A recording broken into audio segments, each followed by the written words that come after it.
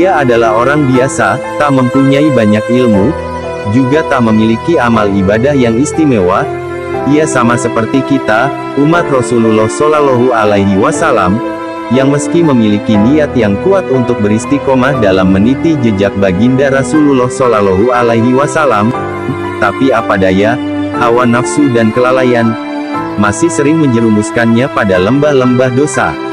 Ia begitu berharap, kelak bisa memandang dari dekat wajah Rasulullah Shallallahu Alaihi Wasallam, mencium tangannya, bersimpuh meminta maaf atas dosa-dosa yang selama ini ia lakukan, atas sunnah dan kewajiban yang selama ini sering ia lalai dan abaikan.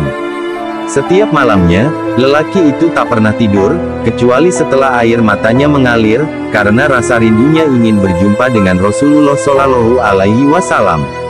Hingga suatu malam ia bermimpi. Dalam mimpi itu, ia merasa seolah berada di padang mahsyar.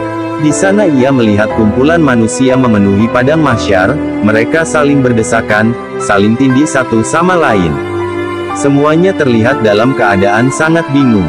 Ketika itulah tiba-tiba barisan para malaikat melintas, lalu lewat pula rombongan Rasulullah Shallallahu Alaihi Wasallam. Lelaki itu hanya bisa melihat dari kejauhan, dan tidak bisa mendekat kepada beliau.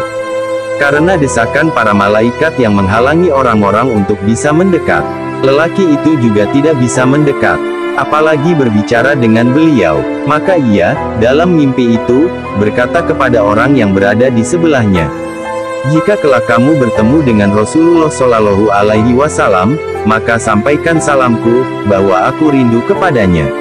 Dulu di masa hidupku di dunia, aku selalu merindukan beliau.